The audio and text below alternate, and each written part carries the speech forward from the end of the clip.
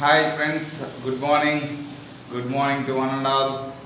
So ఈరోజు మనం ఒక టాపిక్ గురించి డిస్కషన్ చేద్దాం.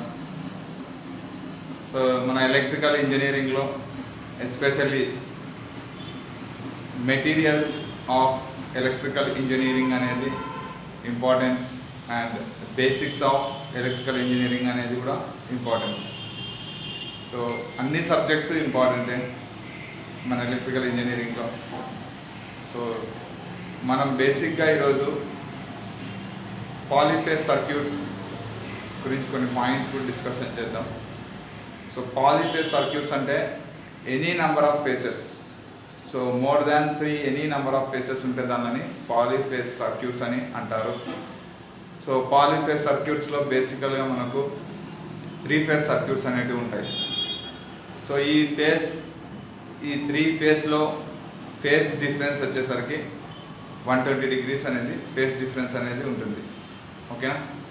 సో ఈ పాలీఫేస్ సర్క్యూట్స్లో బేసికల్గా 2 watt meter method, 3 watt meter method అనేది చాలా ఇంపార్టెంట్.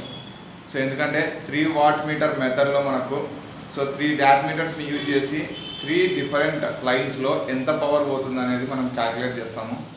2 వాట్ మీటర్లో వచ్చేసరికి 2 వాట్ మీటర్స్ని యూజ్ చేసి 3 ఫేస్ లైన్లో ఎంత పవర్ పోతుంది అనేది మనము 2 వాట్ మీటర్ మెథడ్ ద్వారా తెలుసుకుంటాము.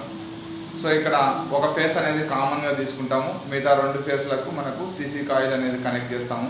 సో పీసీ కాయిల్ని 2 దానిలో తీసుకొని వచ్చి ఒక ఫేస్కి కామన్గా ఇస్తాము. దాని ద్వారా మనకు మీటర్లో రీడింగ్స్ అనేవి వస్తాయి. సో ఈ మీటర్స్ వాట్ మీటర్లో వచ్చేసరికి 2 టైప్స్ ఉంటాయి మళ్ళీ.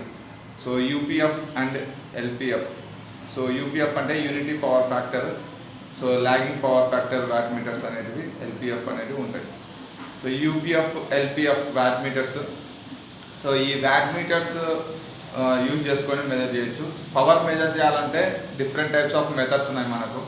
సో అమ్మీటర్, వోల్ట్ మీటర్ ద్వారా కూడా మనము కరెంట్ని, వోల్టేజ్ని మెజర్ చేసి దాన్ని ప్రోడక్ట్ చేసినా కానీ మనకు పవర్ అనేది వస్తుంది. సో ఏసీ సర్క్యూట్స్లో మనము cos phi అనేది ఖచ్చితంగా తీసుకుంటాము. So cos phi is nothing but the power factor. So the power factor is mainly depends upon the load. So మన పవర్ ఫ్యాక్టర్ అనేది లోడ్ మీద డిపెండ్ అయి ఉంటుంది. అది inductive Lodha, capacitive Lodha, resistive Lodha అనేది డిపెండ్ అయి ఉంటుంది. సో ఒకవేళ రెసిస్టివ్ లోడ్ అయితే దాని పవర్ ఫ్యాక్టర్ వచ్చేసరికి యూనిటీ పవర్ ఫ్యాక్టర్ అవుతుంది. సో ఇండక్టివ్ లోడ్ అయితే కనుక దాని power factor lagging power factor అంటారు. కెపాసిటివ్ లోడ్ అయితే కనుక దానికి ఉండే పవర్ ఫ్యాక్టర్ని లీడింగ్ పవర్ ఫ్యాక్టర్ అని అంటారు అన్నమాట. ఓకేనా? సో లీడింగ్ పవర్ ఫ్యాక్టర్లో ఉండడం వల్ల మనకు రియాక్టివ్ పవర్ కన్జంప్షన్ అనేది తక్కువ ఉంటుంది. సో ఇండక్టివ్ లోడ్స్ యూజ్ చేయడం వల్ల రియాక్టివ్ పవర్ కన్జంప్షన్ అనేది ఎక్కువ అవుతుంది. ఎప్పుడైతే రియాక్టివ్ పవర్ కన్జంప్షన్ ఎక్కువ అయినప్పుడు మనకు పవర్ ఫ్యాక్టర్లో లాగింగ్ అనేది రావడం జరుగుతుంది. సో ఇక్కడ 3 ఫేస్ సర్క్యూట్స్లో ఇంకా మెయిన్గా డిస్కషన్ చేయాల్సింది ఏంటంటే ఎందుకు మనకు 3 ఫేస్ సర్క్యూట్స్లో 3 ఫేసెస్ ఉన్నాయి. 4 ఫేసెస్ ఉండొచ్చు కదా, 5 ఫేసెస్ ఉండొచ్చు కదా, 6 ఫేసెస్ ఉండొచ్చు కదా, ఎందుకు లేవు అనే పాయింట్ కూడా వెరీ ఇంపార్టెంట్. సో ఎందుకంటే మనకు 3 ఫేస్ సర్క్యూట్స్ 3 ఫేసెస్ ఎందుకు ఉన్నాయంటే power P is equals to 3 VL IL cos phi. So √3 VL IL cos phi or 3 V phase I phase cos phi. So ఇది power factor, power formula. So ఈ power ఫార్ములాలో నుండి if you take the value of current I is equals to P by V cos phi అవుతుంది. So మనకు voltage increase అయ్యింది అనుకోండి, ఏమవుతుంది? Voltage increase అయితే వోల్టేజ్ ఇంక్రీజ్ చేయడం వల్ల మనకి ఏమవుతుంది? సో కరెంట్ వాల్యూ అనేది ఏమవుతుంది? డిక్రీజ్ అవుతుంది. సో ఎప్పుడైతే కరెంట్ వాల్యూ డిక్రీజ్ అయితే క్రాస్ సెక్షన్ ఆఫ్ కండక్టర్ అనేది మనకు ఏమవుతుంది?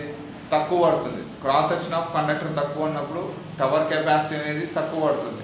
సో అప్పుడు ROW, so right of way అనేది తక్కువ ఉంటుంది, టవర్ స్పేస్ అనేది.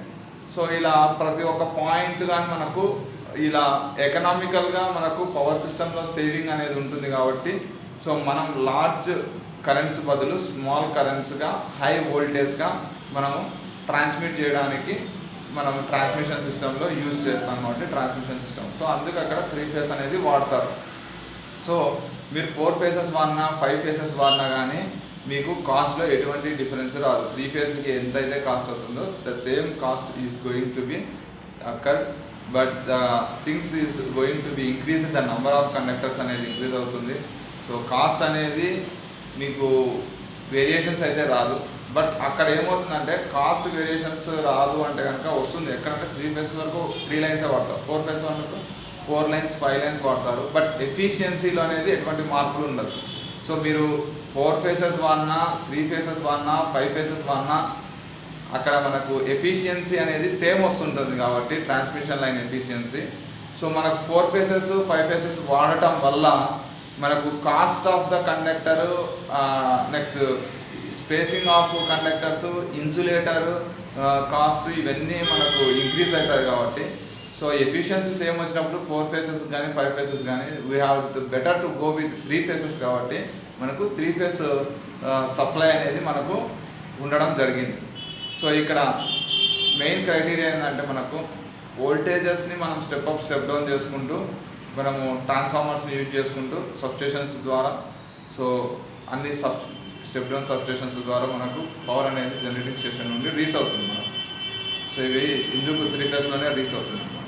సో ఈ 3 phase పవర్ ట్రాన్స్మిట్ చేసేటప్పుడు చాలా డిఫికల్టీస్ అనేవి కూడా మనకు ఉంటాయన్నమాట. సో కరోనా ఎఫెక్ట్ అనేది మనకు ఈ ట్రాన్స్మిషన్ లైన్స్ మీద చాలా ఉంటుంది.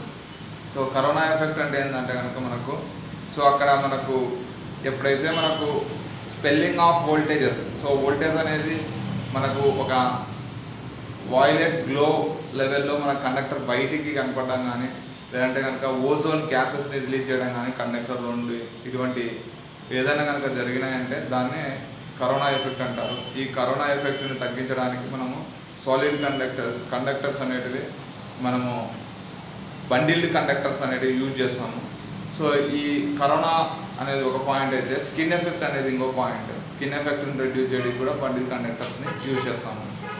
సో ఫెరాంటిక్ ఎఫెక్ట్ అంటే కనుక రిసీవింగ్ ఎండ్ వోల్టేజ్ అనేది greater than your sending end voltage ఉంటే దాన్ని ఫెరాంటిక్ ఎఫెక్ట్ అని అంటాం. సో ఇలా మనకి ఎఫెక్ట్స్ అనేవి ట్రాన్స్మిషన్ లైన్లో ఉన్నాయన్నమాట.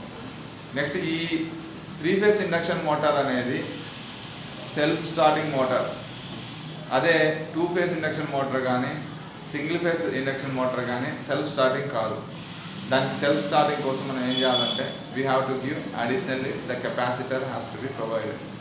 సో ఇండక్షన్ మోటార్ 3 phase అనేది self starting machine. Synchronous machine is a double excited machine. ఓకేనా, synchronous machine is a double excited machine అన్నమాట. సో ఇక్కడ 2 excitation అనేయాలి. ఫీల్డ్ ఎక్సైటేషన్ ఒకటి ఇవ్వాలి. Field excitation always must be given with the DC supply itself.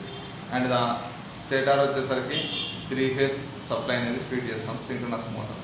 So construction of induction motor and synchronous motor both are same, but when you come to rotor, స్టేటార్లో same ఉంటుంది. రోటార్కి వచ్చేసరికి synchronous మోటార్లో వచ్చేసరికి మళ్ళీ 2 types of rotors ఉంటాయి. Salient pole type of rotor, non salient pole type of rotor అని 2 types ఉంటాయి. So non salient pole type of రోటార్స్నే వౌండ్ రోటార్స్ అంటారు. ఈ నాన్ సేలియంట్ టైప్ ఆఫ్ రోటార్స్నే మనము ఇండక్షన్ మిషన్లో యూజ్ చేసే రోటార్స్ కూడా అవే. మళ్ళీ ఇండక్షన్ మిషన్లో రోటార్స్ వచ్చేసరికి మళ్ళీ 2 types ఉంటాయి. సో దాంట్లో మనం డిఫరెంట్ టైప్స్ ఉన్నాయి. దాంట్లో మేజర్గా ఈ వౌండ్ రోటార్లోనే మళ్ళీ డిఫరెంట్ టైప్స్ ఇచ్చారు. That is cage type of rotors అనేసి. ఓకేనా, షార్ట్ సర్క్యూటెడ్ కాపర్ బార్స్ ఉంటాయి. Next short circuited aluminium bars ఇది. ఓకేనా, ఈ విధంగా స్లిప్ రింగ్ రోటార్స్ అనేవి. సో ఈ విధంగా ఇండక్షన్ మోటార్ రోటార్స్ వచ్చేసరికి డిఫరెంట్ టైప్స్గా మనము క్లాసిఫికేషన్ చేయొచ్చు. సో ఇక్కడ ఇండక్షన్ మోటార్లు వచ్చేసరికి సేమ్ ట్రాన్స్ఫార్మర్ ప్రిన్సిపల్గానే మనము యూజ్ చేస్తాం. ఏంటంటే induction principle, mutual induction principle అనేది ఇక్కడ యూజ్ అవుతుంది. సో ఇక్కడ ఇండక్షన్ మోటార్లో when the rotor circuit is been referred with the stator circuit, equivalent circuit, it is similar to the transformer secondary is referred to the primary. So దానికైతే transformer circuit of secondary refer to the ప్రైమరీకి అయితే ఏవైతే formulas వస్తాయో the same formulas you are going to apply in the induction motor when the rotor circuit is been referred to the stator circuit. So ఇది observation చేసుకోవాలి మీరు. Next ఇక్కడ స్టేటర్కి రోటార్కి difference ఏముంటుందంటే slip అనేది ఒకటి ఉంటుంది. So slip is equals to it is nothing but the relative speed between the stator magnetic circuit, that is RMF, and the rotor speed, that is NR, rotor speed. So so అన్నమాట దాని రెండింటి మధ్య relative speed. So NS minus NR by NS దాని relative speed అంటే కనుక difference వస్తుంది. So అది పర్సంటేజ్లో కావాలంటే బై ఎన్ఎస్ వేసుకొని ఇంటూ 100 వేసుకుంటే పర్సంటేజ్ ఆఫ్ స్లిప్ అని వస్తుంది. సో ఈ పర్సంటేజ్ ఆఫ్ స్లిప్ని బట్టి మనం చెప్పవచ్చు. స్టాండ్ స్టిల్ కండిషన్లో అయితే రోటార్కి స్లిప్ ఎంత ఉంటుంది, రన్నింగ్ కండిషన్స్లో స్లిప్ అనేది ఏ నుండి ఏ వరకు వేరీ అవుతుంది. సో స్లిప్ అనేది గ్రేటర్ దాన్ 1 ఉంటే ఏమవుతుంది, సో జనరేటింగ్ యాక్షన్ ఎలా వెళ్తుంది, మోటరింగ్ యాక్షన్ ఎప్పుడు ఉంటుంది, స్టాండ్ స్టిల్ కండిషన్ ఎప్పుడు ఉంటుంది అనేది very important. And induction motors వచ్చేసరికి మనం ట్రాక్షన్ సిస్టంలో కూడా యూజ్ చేస్తాము because they are having the regenerative capacity. So దానికి రీజనరేటివ్ కెపాసిటీ ఉంది మనకు. ఈ మన ఏదైతే మనకు ట్రైన్స్లో యాక్సలరేషన్ చేస్తాం, ఫ్రీ రన్ చేస్తాం, రిటార్డేషన్ చేస్తాం. రిటార్డేషన్ టైంలో కనుక మనకు ఎలక్ట్రిసిటీని సప్లైని జనరేట్ చేయడానికి కూడా యూజ్ అవుతాయి ఇండక్షన్ మోటార్స్ అనేది రిటార్డేషన్ పీరియడ్లో. So this is about a basic explanation about the our subject of electrical engineering. Daily 1 or 2 marks మీకు వచ్చే విధంగా సబ్జెక్ట్ గురించి నేను చెప్తుంటాను. నా ఛానల్ని లైక్ చేసుకోండి, సబ్స్క్రైబ్ చేసుకోండి. Okay, I'm signing out. Bye friends.